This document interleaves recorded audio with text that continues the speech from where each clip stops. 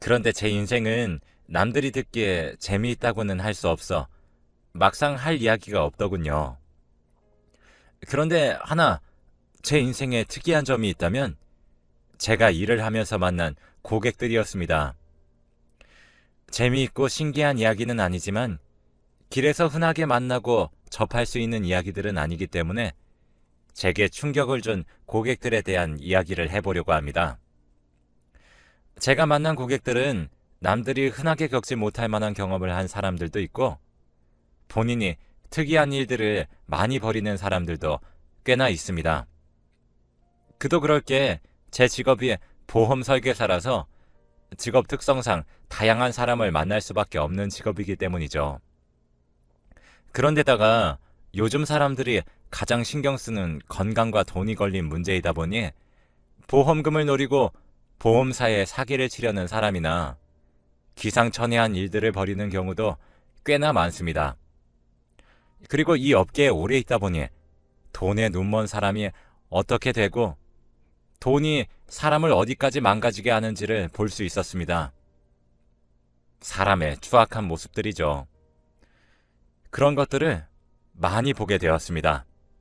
저는 평소에 사람들을 만나는 것을 좋아하고 전문직을 하기에는 특별한 기술이 없어 가볍게 생각하고 이 일을 시작하게 되었지만 세상에는 정말 별의별 사람들이 다 있더군요.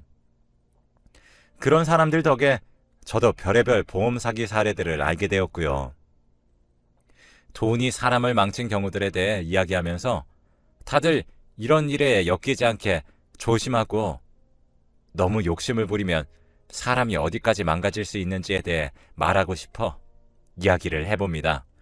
제가 고객들의 뒷담을 하고 다닌다는 소문이 나면 영업직 입장에서는 곤란해서 믿을 만한 사람들이나 가족들에게만 했던 진상 손님들에 대한 이야기들입니다. 정말 여러 가지로 저를 고생시킨 사람들이죠.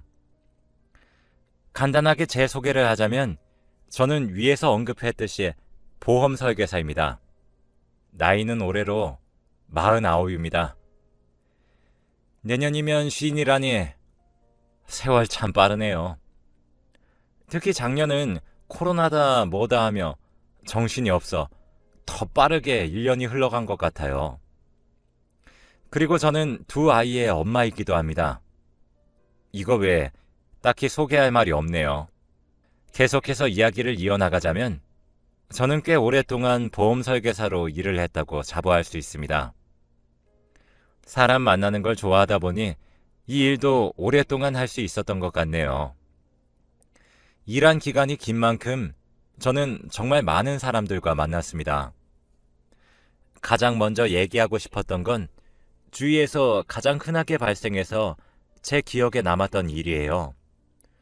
주로 젊은 남자들이 보험금을 타기 위해 자주 사용하는 수법인데 바로 자해 공갈이죠.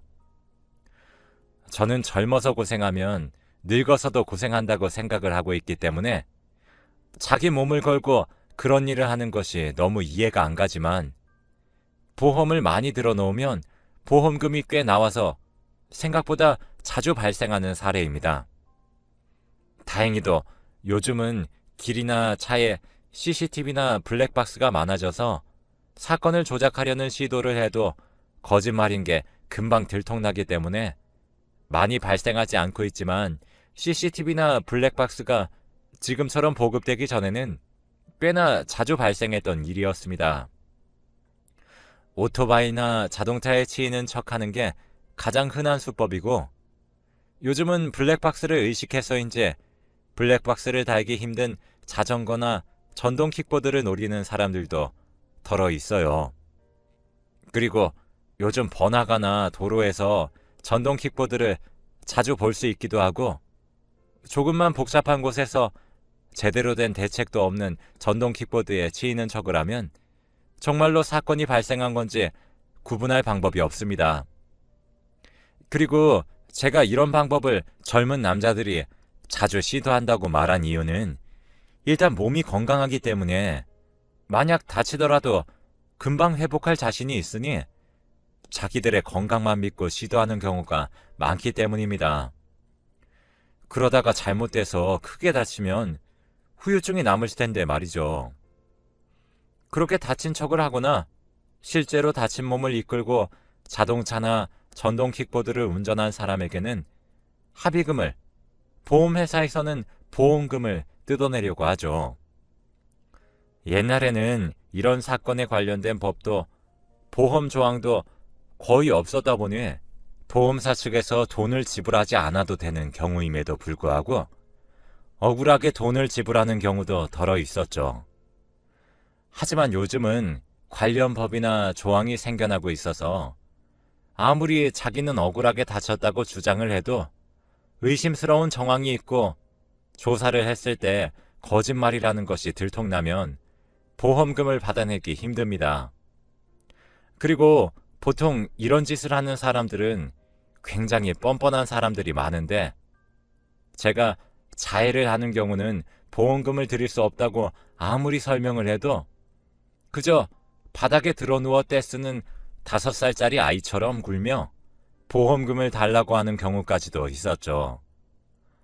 솔직히 고객만 아니었으면 정말 한 대 쥐어받고 일해서 돈을 벌 생각을 해야지 사기를 치고 앉았냐며 잔소리를 한바탕 하고 싶을 때가 한두 번이 아니었죠. 가끔가다 정말 징글징글할 정도로 말꼬리를 잡고 늘어지는 경우도 있었는데 이런 사람들은 짧게라도 보험 쪽 일을 했던 사람인 경우가 많더군요. 조금이라도 보험에 대해 알고 있다 보니 보험 조약을 철두철미하게 조사해서 자기가 빠져나갈 구멍을 만들어놔요. 이런저런 설명을 하면 전부 반박하면서 팍팍 우기는데 이렇게 말싸움을 하면서 시간을 보낼 바에야 그냥 이 돈 먹고 떨어지라고 말하고 싶은 수준입니다. 그래도 제 돈인 것도 아니고 보험사에서 지급하는 돈이기 때문에 그렇게 하고 때려치울 수는 없지만요. 하지만 이런 사례는 자기 몸에다가 하는 거니 양반인 편입니다. 그래도 이 사람들은 그저 자기가 직업을 찾아 직접 일해서 돈을 벌기는 싫지만 한방 크게 벌고 싶다는 생각은 가득한 게으른 사람들입니다. 남한테 크게 폐를 끼치지도 않아서 그냥 저만 귀찮고 제 선에서 끝날 일이거든요. 하지만 아마 제가 이어서 말하는 이야기를 들으시면 다들 몸서리치며 끔찍하다 생각하게 될 겁니다. 그 다음은 자기 몸이 아니라 자기 자식을 악용해 돈을 벌려는 악독한 인간들에 대한 사례이기 때문입니다. 저도 자식들을 키우고 있는 입장이라 이렇게 자기 아이를 가지고 장난질을 칠 경우에는 너무 끔찍하게 느껴지더라고요. 어떻게 자신의 자식에게 그런 짓들을 하는지 모르겠습니다. 이런 사람들은 아이는 그저 자신의 소유물이고 그걸 이용해서 돈을 버는 건데 뭐가 잘못이냐는 사고방식을 가진 사람들이 대부분이죠. 부모로서의 자격도 없고 그저 자신의 소유물 또는 물건을 대하는 정도밖에 없더군요. 이런 사람들은 아이를 어떻게든 이용해서 보험금을 타먹으려고 발악을 합니다. 처음 보험에 가입할 땐 아이가 자주 다쳐서 자기 자식이 걱정돼서 그런다며 거짓말을 쳐서 보험사들의 눈을 가리고 아이 앞으로 거액의 보험을 잔뜩 들어두고 열심히 돈을 내다가 아이를 다치게 해서 보험금을 타냅니다. 정말 끔찍하지 않나요? 아이가 다칠 수도 있는 상황에서 아이부터 보호하려는 보통 부모들과 달리 아이를 위험 속에 방치해서 아이가 상해를 입을 만한 상황을 만들어서 병원에 입원을 하게 만들어서 보험금을 타먹을 생각뿐입니다. 정말 어떻게 자기 자식한테 그런 짓을 할 수 있는지 저로서는 이해를 할 수도 없었고 이해하고 싶지도 않아요. 부모라는 사람들이 어떻게 그럴 수가 있나요? 사람의 가족을 뒤집어 쓴 쓰레기들이죠. 다행이라고 해야 할지 저는 이런 일은 많이 겪진 않았어요. 딱 2번 정도 있었는데 정말 2번 다시 하고 싶지 않은 경험이었습니다. 제가 그 집에 대해 조사하게 된 계기는 이상할 정도로 그 집 아이가 너무 자주 다치고 아파서 보험금을 너무 자주 수령해 갔던 겁니다. 물론 애가 몸이 약해서 그럴 수도 있다고 생각할 수 있지만 그런 경우라도 보험사에서 너무 손해를 봐야 하는 케이스는 보험금 지급률을 조금 낮춘다던가 하는 조치를 취해야 하기 때문에 어차피 그 집에 방문해야 했었어요. 그래서 저는 일단 보험금 수령이 너무 잦아지면 다음에 다른 보험을 들기도 힘들고 보장도 적게 받아야 할 것이라는 설명을 할 마음으로 가볍게 전화만 하고 끝낼 생각이었습니다. 그런데 전화를 받지 않더라고요. 일단 제 의무를 다하기 위해 그 고객의 집에 방문할 준비를 했습니다. 그런데 막상 그 집은 그렇게 가볍게 생각할 문제가 아니었죠. 제가 찾아가니 일단 굉장히 경계하며 무슨 일로 찾아왔냐고 하더군요. 저는 하도 사기가 많고 세상이 흉흉하니 애랑 엄마 둘만 있는 상태에서 사람이 방문하는 것을 경계하는 것이라고만 생각했어요. 그런데 지금 와서 생각해보면 도둑이 제발저려 저를 경계했던 것 같아요. 아무튼 저는 상황을 설명하고 보험금 지급 관련으로 해야 할 말들이 있으니 집안에 들어가기 그렇다면 주변 카페에서라도 얘기를 나누자고 했습니다. 그런데 집에 아이를 혼자 둘 수 없다며 저를 집으로 들이더군요. 그렇게 들어간 집은 그냥 평범한 가정집이었습니다. 그런데 분명 집에 아이가 있다고 했는데 아이는 코빼기도 안 보이더라고요.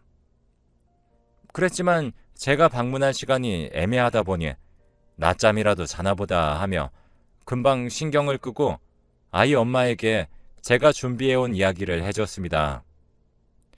그런데 보험금이 줄어들 수도 있다고 하니 엄청 예민하게 반응하더군요. 당연히 돈을 다 줘야 하는 것 아니냐며 길길이 날뛰었습니다.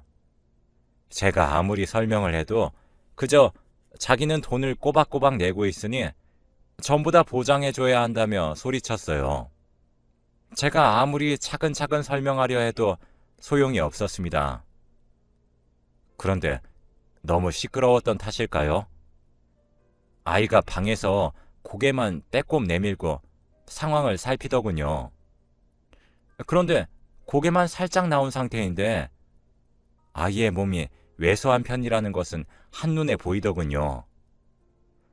아이들 특유의 통통한 볼살도 거의 없고 굉장히 불안해하고 우울한 얼굴이었죠. 아이는 낯선 사람인 제가 있어서인지 저와 엄마 둘이서 거실에서 무엇을 하는지만 슬쩍슬쩍 보기만 했고 거실로 나올 생각은 전혀 하질 않았어요. 그러다가 이 엄마가 제가 아이를 본 것을 눈치챘는지 당장 방으로 들어가라며 아이에게 소리를 지르더라고요. 아이는 화들짝 놀라 방으로 들어갔고요.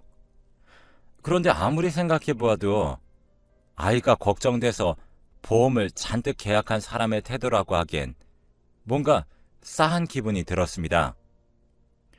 아이에게 버럭버럭 소리를 지르는 모습이라던가 보험금 얘기에 예민하게 반응해 짜증을 내는 모습이 딱 봐도 돈만 노리는 사람의 모습이었으니까요.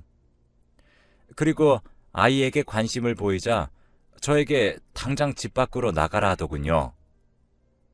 그렇게 거의 쫓겨나듯이 집 밖으로 나온 저는 회사에 이 집은 약간 조사가 필요한 집 같다고 보고했어요. 그리고 제가 개인적으로 그 집 주변 사람들에게 수소문을 했죠. 역시나 소문이 안 좋은 집이더군요. 제가 그 집에 대해 물으면 100이면 100 시끄러운 집이라고 대답해왔습니다. 그러면서 이어지는 설명은 맨날 싸우는 소리가 들린다는 거죠. 그렇게 어느 정도 제 선에서의 조사와 회사에서 조사를 조합한 결과 아무리 생각해도 보험금을 노린 아동학대 같다는 결론이 나왔습니다. 그래서 그렇게 그 집에 다시 방문하게 되었어요. 그때는 아이가 문을 열어주더군요. 다시 만나게 된 아이는 다른 아이들과는 달리 눈이나 표정에 생기가 없었습니다. 물론 이미 경찰에도 신고가 들어간 상태여서 제가 굳이 방문할 필요는 없었지만 두 아이의 엄마인 저로서는 그 아이가 너무 마음에 걸려 다시 방문한 것이었습니다. 그 집에 방문해서 그 집 부모들과 이야기를 해봤지만 전혀 반성하는 기미가 없더군요. 제가 자신들의 돈벌이 수단인 아이를 데려갈까 경계를 하기만 했습니다. 자기들의 잘못이 뭔지 전혀 모르는 것만 같았어요. 제가 무슨 말을 해도 자신들이 조금이라도 더 돈을 받을 수 있는지 없는지 이 사실 말고는 아무것도 신경 쓰이지 않는 것처럼요. 그렇게 한창 실랑이를 하다가 출동한 경찰들에 의해 그들은 경찰서에 조사를 받으러 가게 되었고, 아이는 부모가 조사를 받을 동안 아이의 친척이 돌보기로 했습니다. 다행히 주변 이웃들이 적극적으로 증언을 해줬는지 그들이 충분한 처벌을 받게 되었다고 하더군요. 저도 그들이 경찰서에 조사를 받으러 간 후의 이야기를 전해 듣기만 해서 정확하진 않지만요. 그리고 제가 걱정되어 한번 찾아간 적도 있었습니다. 그 아이는 친척들이 잘 보살펴주는지 볼살도 통통하게 올라 있었고 표정도 밝아져 있더군요. 그런 사람들의 친척이라길래 걱정되었지만 정말 다행인 일이었죠. 이런 사례를 저는 거의 겪어보지 못했지만 제 동료들이나 선배들은 한 번씩은 꼭 보는 사례라고 하더군요.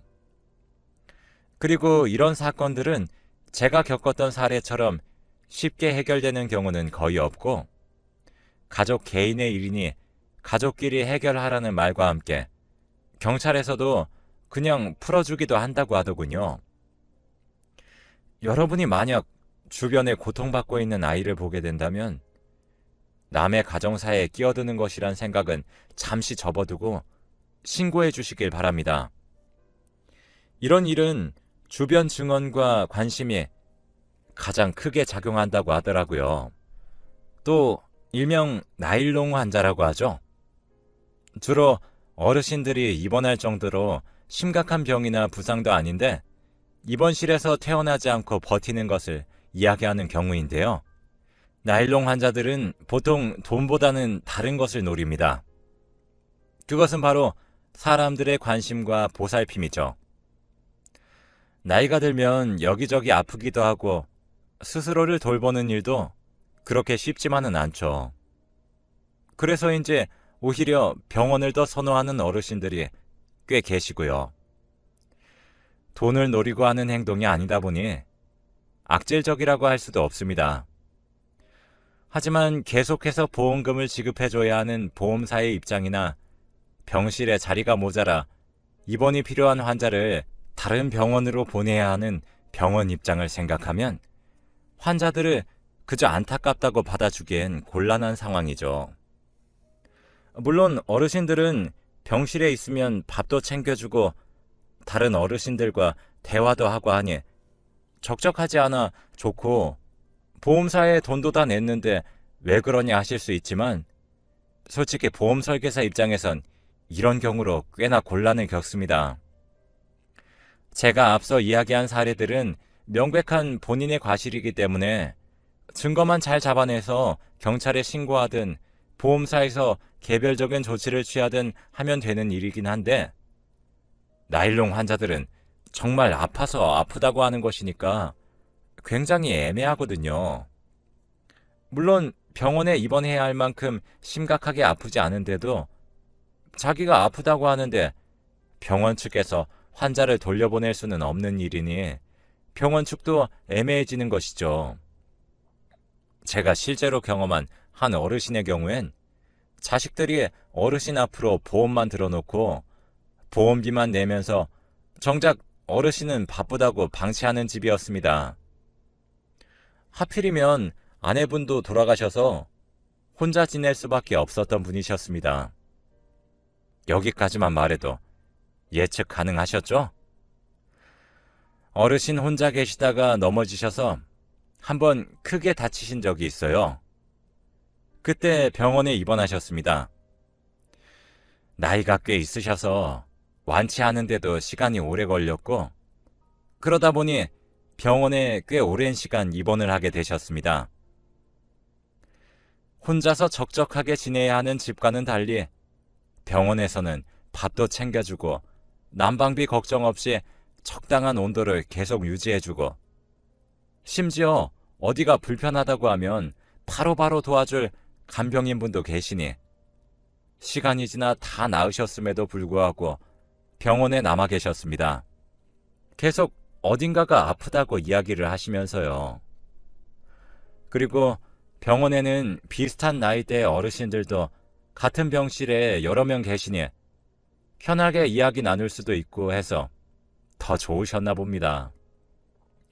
그리고 그 가족들도 어르신 혼자 계시게 두는 것보다는 요양병원이나 그냥 병원에 입원해 계시는 것이 더 마음이 편했는지 그냥 간병인만 고용하고 아무 말 안 했다고 하네요.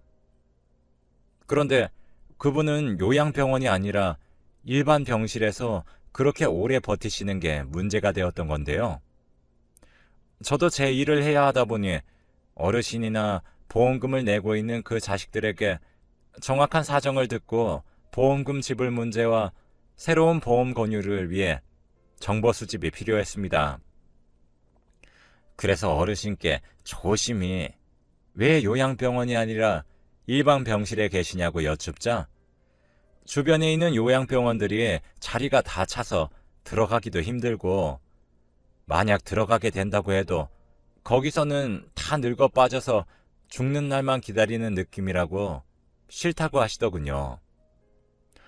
저도 나이가 있다 보니 부모님들 연세도 꽤 있으신데 저희 부모님께 여쭤보니 부모님들도 웬만하면 집에서 지내고 요양병원은 치매 걸려서 자식들한테 너무 민폐가 되는 경우에만 들어가고 싶다고 말하시더군요. 그리고 요양병원은 정말 치매가 걸리거나 혼자서는 거동도 불편한 오늘 내일 하는 사람들만 가는 곳이라고 생각돼서 괜히 거부감이 든다고도 말씀하셨습니다. 그 얘기를 들어보니 요양병원에 대해 그런 생각이 있으면 당연히 가기 꺼려질 것 같았습니다. 하지만 그 마음을 알겠다고 지급할 필요가 없는 보험금을 줄줄 세게 만들 수는 없었기 때문에 어르신을 설득해야만 했습니다. 어르신이 설득되지 않으면 직접적으로 다달이 보험금을 내고 있는 그 가족들이라도 설득해서 일을 해결해야 하는 것이 제 입장이었습니다.